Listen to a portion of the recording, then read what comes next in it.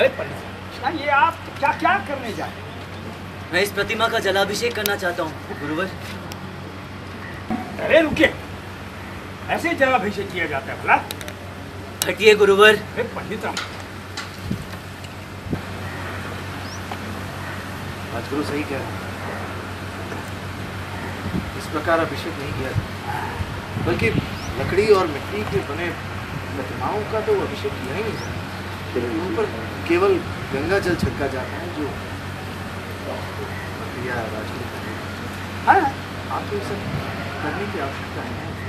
हाँ, यदि इसको करने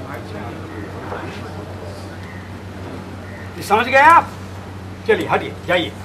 अरे महाराज, महाराज मेरी बात का विश्वास कीजिए, ये प्रतिमा वो नहीं है जैसा आप समझ रहे हैं। ये बहुत बड़ा षड्यंत्र है किसी का, कोई बहुत बड़ा जोखिम है हम सब पर। गाँव वाले बात करने लगे आपस में, देखा देखा, फिर से हो गया परपंच, फिर से श्राद्ध पूजा में जैसा किया था वैसा कर रहे। नाटक है ये, नहीं सुधरेगा, कुत्ते की पूछ है। देखिए, आप सब मुझे मेरी बात सिद्ध करने का केवल एक अवसर दीजिए। मैं अभी इस प्रतिमा की वास्तविकता आप सबके सामने लाकर दिखाता हूँ। महाराज विघ्न डाल चुके महाराज की महापूजा में। है आपके पास कोई ठोस, अरे ठोस सबूत तो छोड़िए, कि क्षणिक सबूत भी है आपके पास?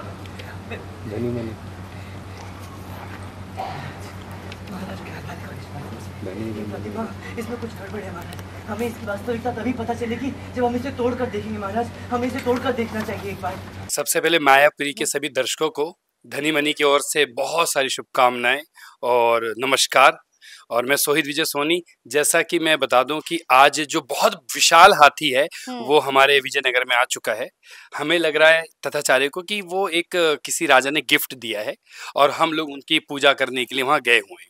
लेकिन रामा को बिल्कुल क्लियर है कि ये किसी की चाल है और वो वहाँ पर पहुँचते हैं एकदम से और ये कोशिश करते हैं कि किसी तरीके से उसकी जो सच्चाई है वो महाराज के सामने आ जाए। लेकिन तथाचार्य जी उनसे फाइट कर रहे हैं, लड़ रहे हैं कि ये क्या कर रहे हो, बीच में हटो, हमें पूजा करने दो। और इसी तरीके से हम लोगों की नोकझोंक भी चल रही है, उसमें गिर रहे हैं, कूद रहे हैं। पंकज जी मेरे पीछे पड़ रहे हैं, धनी के पीछे पड़ रहे हैं, रामा के भी पीछे पड़ रहे हैं। लेकिन अभी पंकज जी यानी तथाचार्य जी को समझ में नहीं आ रहा कि जो इतना विशाल हाथी है ये किसने भेजा है और इसके पीछे क्या साजिश है। बाकी धनी बताएगा। कुछ अलग कोई डाउट है कि पूरे राजा जी को मारने के लिए पूरी साजिश चल रही है?